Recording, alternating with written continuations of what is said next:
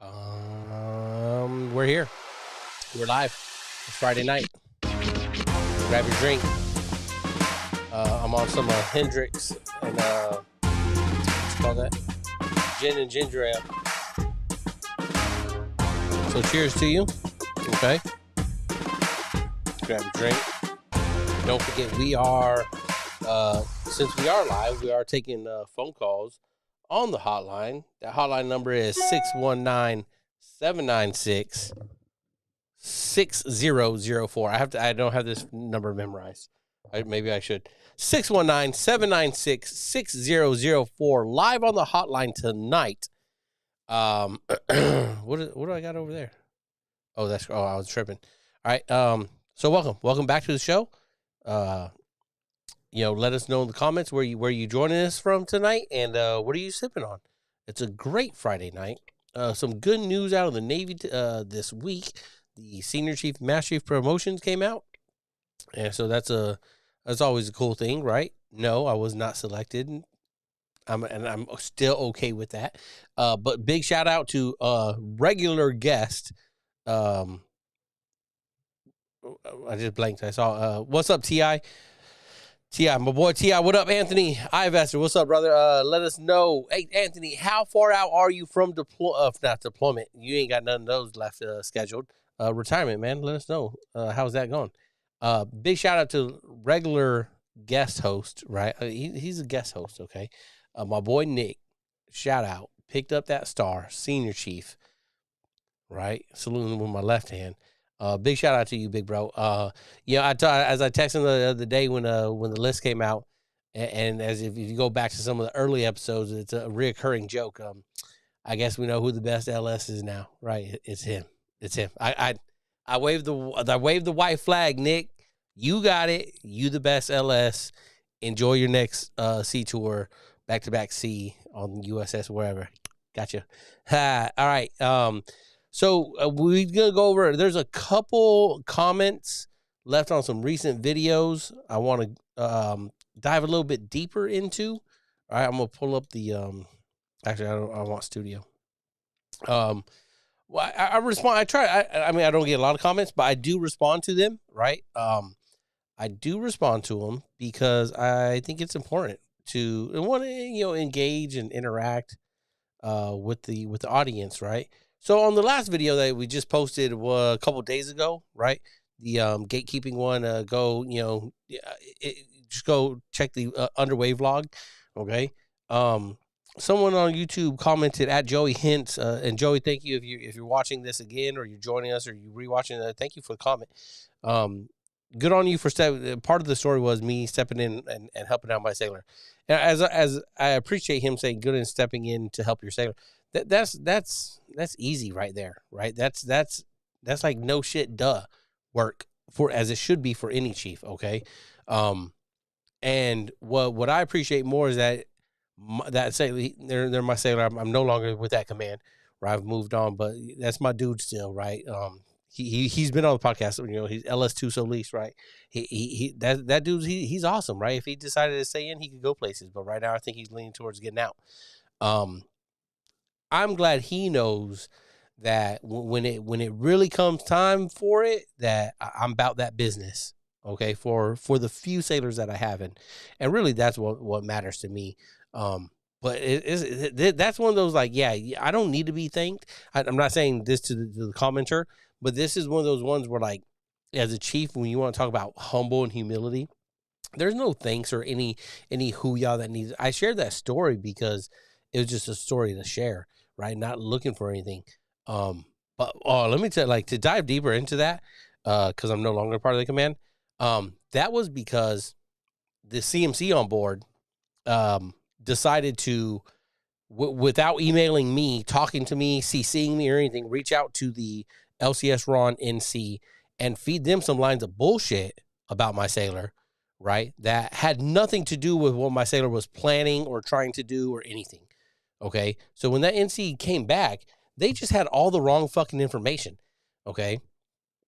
And all the wrong information, talking to the NC after that about a couple of my other sailors and other sailors at the command, that NC to me probably good at their job, but also fucking horrible with sailor interaction. Anthony, I'm gonna get to your comment in just a minute, brother. I just want to talk about this, right? So when I got the original, Gary, what up, dog? What up? Hope you doing good. I hope you give me an update, Gary. What you doing? You still up in Washington? Is the shit back? Did the crew make it back safe? Let me know, man. I know that was extended for a while, so let me know. All right. So back to the story, right? NC, probably great at their job, okay? Piece of shit, in my opinion, with the few short interactions that I had with her, okay? As far as really leading sailors to the promised land of what they need to get done. It was very much the way they came off was, well, they need to do this because it's what's going to be easiest on me. And I'm not in the realm of I want to be easiest for you. I'm in the realm of what is right by the sailor. Okay. So when I got the email, when I was finally CC'd on this, let's take this back to like December, November, whatever this was, right? It might have been even January. When I finally got this up, oh, what up, Red Eye Rich? What up? Hey, shout out to my boy, Red Eye Rich. Also now a senior chief. And right now, Red Eye, I'm a clown on you, bro. You would have been a senior chief last year if you would have submitted your package correctly. You fucking dumb. Okay. And that's why I'm here for. I'm here for you though, dog. Okay. Cause I told you in the first place you'd fucked up, but you knew it afterwards. You just didn't want to believe me. That's okay. You don't have to believe the dumb little E7. What do I know? I've never been a senior chief. Gary said, yeah, Gary's home chilling, getting ready to go to SEA because you want to be a max chief, Gary. I know you do. It's okay. Annie, tell him fucking skip that shit and then right back out. Damn, right back out. Shit. Ugh. But Gary, enjoy the SEA. Again, Gary, after you're done with SEA, I want to have you on because I want to talk about it. All right, I'm gonna come back to that story too, folks. Okay, I'm not done with that story, but Gary, I want to talk about SEA because I really want to know what the fuck. I want to know what's the epiphany that's gonna fucking blow your mind. That is a requirement and stuff. Okay, I'm really interested. I'm not saying it's worthless. I just haven't been, and people are like, well, you should go. No, I don't. From what I've heard that there is no such great added content from it that I would miss any of that time away from my family. Even though where I'm going, I'm still going to miss time. So it just doesn't add up to me. All right. Anyways, so that's SEA. Gary, when you get back, I'm going to have you call in or do some Zoom or something so we can talk about it. Okay. Red Eye Rich, again, congrats, bro. Red Eye Rich was, we were on deployment last year, first half. Man, hey, Red Eye, hey, more stories. That one day when you went into the mess after some of them chiefs had fucked with some of your sailors, right? And you was like, yeah, so don't fucking talk to my sailors, okay? I've been fucking doing this for a while, so if you got a fucking problem with them, I expect you to come to me. And then you didn't even say for the rest of the meeting, you just walked out, and I don't give a fuck. And, keep it in the mess, whatever. Like, that shit was funny. That shit had me dying on the inside. I had to maintain some level of professionalism, though, and I couldn't let it out. But, you was my roomie, so we talked about it, and I still respect you so much for that and laying down that hammer. Because that's what fucking chiefs should do when you're in that mess, right? And people start fucking with your sailors, okay? Gary says he'll hit me up about that guy. I was told it's an advanced comms course. That's what I get to. My boy Carlos went recently, and he said there's only one thing, and I'll talk about that later. We'll get there. I just want to finish up this other sea story that he really came out with it, and we'll roll it into this sea story, okay? So back to the sea story, okay, about my sailor and deployment and stuff, and this commenter saying good on me for doing my job, right? So again, CMC had contacted the NC, our command career counselor, and did not bother to CC me on any of this communication, the sailor's chief. Right there, straight out the gate, okay? I'm not that kind of person that cuts people out of the communication line when I'm talking about your sailor, okay? Me in just the world of logistics, I will CC fucking everybody that I even have a little tinkly of a feeling might want to know. And if they don't, you know what they could do? They could fucking delete it. But now we're talking about specific career sailor issues, and you don't include that sailor's chain of command. What the fuck are you doing? Okay? Like, where's your fucking head at? Besides up your ass, that anywhere we think this is right. Okay. So as soon as our command career counselor, which is not an NC, but they do their damnedest, and they're actually pretty fucking good. Okay. At making sure the paperwork, and then they communicate with Ron. When they let me know and they tell me, hey, your sailor's going to have to sign a page 13 to say they're going to give back their quota, right? Their Seaway quota, because they're not going to stay in, right? And the way this read out was that it was a very much a, you have to sign this page 13 saying you're getting out of the Navy, right? When the sailor they have a year left, and they still have another opportunity at selecting orders coming up. They're in their window now, okay? And I read it, and I was like, hold on, I'll always scroll back to the bottom, and let me read the chain of events here, and let me look at who everyone's been CC'd. And nowhere on this is my sailor or like me fucking CC'd. It's all this other, oh no, we're going to talk about it over here, and then finally we're going to fucking just blast the sailor and put them in this position of them thinking like, oh, fuck, I just got extended on board for another year, and now I'm being told I have to, not, hey, would you like to? Hey, what are you thinking about? It's, you have to sign this page 13, letting us know that you are giving up your Seaway quota so you can get out of the Navy. When the sailor isn't getting out of the Navy, they had just extended, and they still have another opportunity to look for orders, to be in their My Navy assignment, in their billet PCS order window, so they could try to stay Navy. And nowhere in any of this communication was the sailor or myself involved until that one. When the sailor was told, hey, you have to say, this is what the sailor was told. And the NC, or not the NC, excuse me, our command crew counselor was just doing what the email read. Okay. And this is part of where like us training first classes and stuff come in. Okay. And where at some point as a first class or somebody at some fucking level, you have to not just do what the fuck the email reads, okay, and have that questioning fucking attitude if we want to go all hoo-yah on here, okay? And that command career counselor just went to the sailor and says, hey, you have to sign this page 13 that says you're getting out of the Navy. And the sailor was like, what the fuck? I'm not. They were not decided there yet. Right? That's where I jumped in and got involved. That's where I just kicked the OS1. I kicked him out of the chair. I was like, you're not emailing him back. I'll email back out under your account, okay?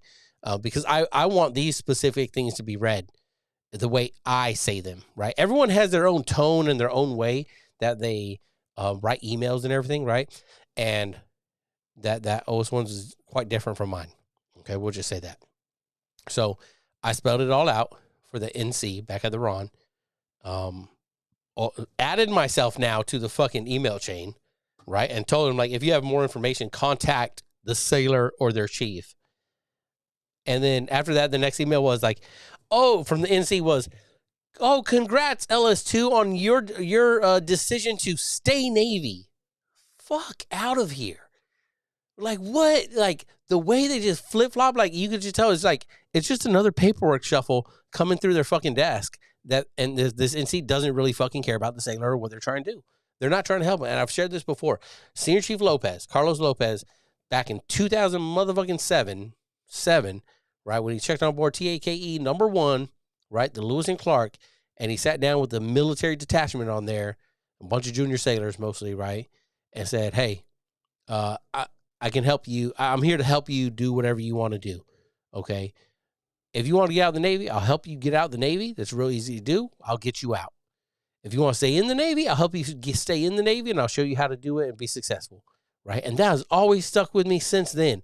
I don't really care what the fuck you want to do. You let me know, and I will lead you there, and I will show you how to do it the best I can, or I will get you in the right area, okay? So it really bugs me. Right. And I've talked about that. I don't want to be on that soapbox too much, but it really, really gets in my shit when we act like we have to keep every sailor. Every sailor doesn't want to be kept. Every sailor is not worth keeping. Okay.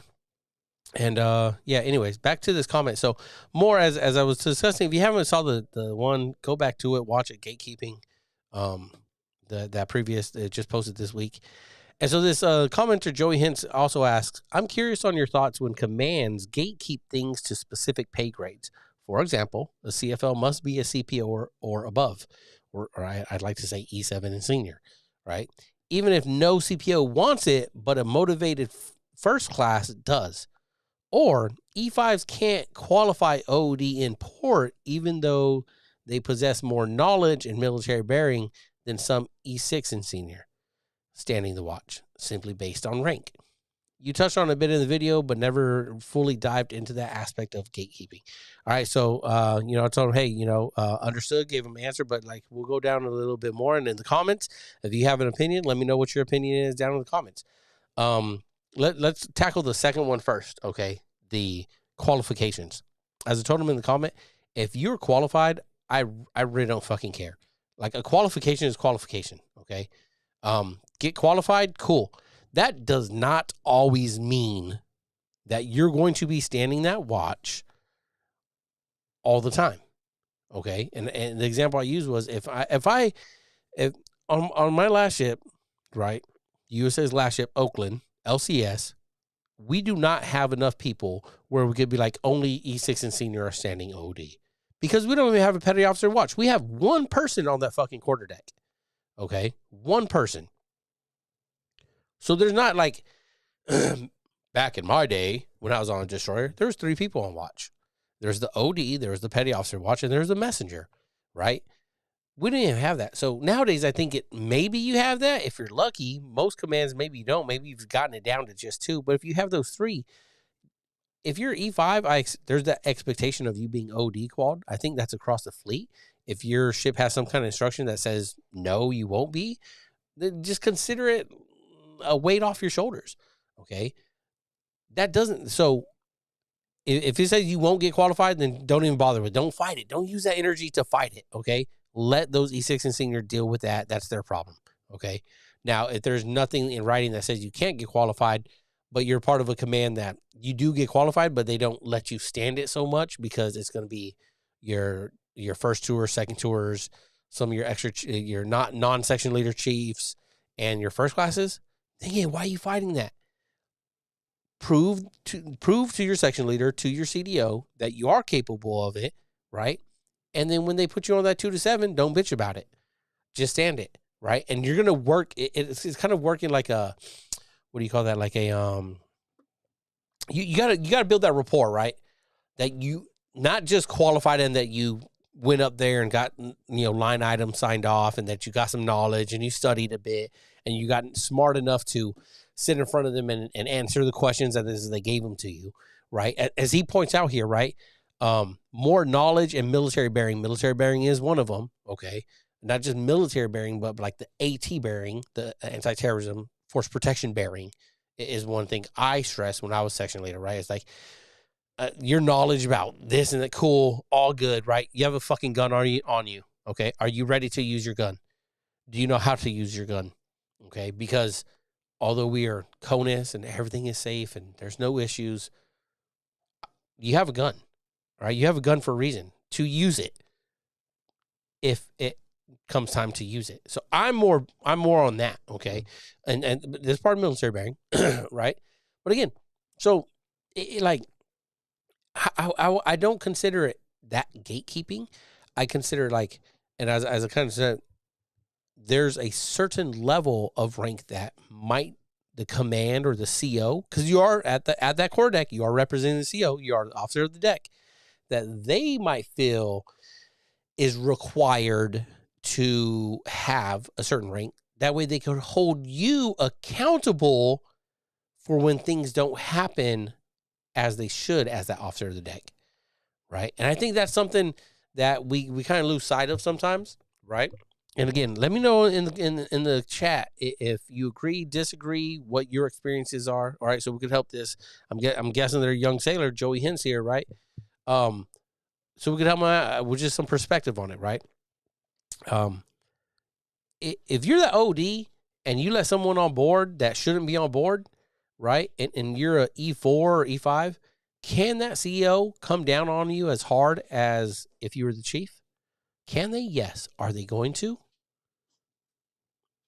Maybe not, right? Maybe not, because although you are fully qualified, they're going to look at it and I'm sure some chief or someone's going to go, yeah, but they don't stand it a lot. They really don't know better. One moment.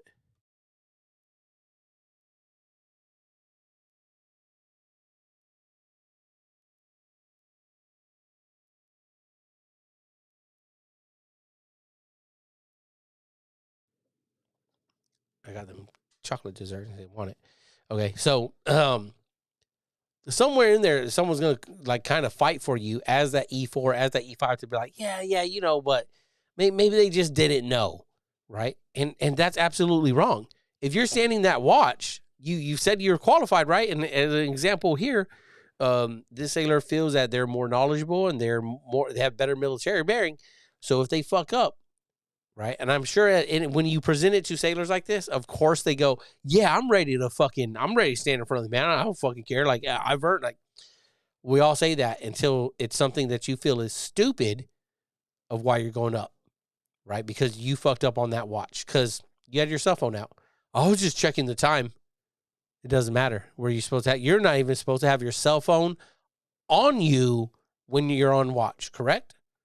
Right? Okay, so you knew that when you did the OD board. You knew that when you got qualified, but you still took it up there with you. So are you actually ready to answer to something so stupid?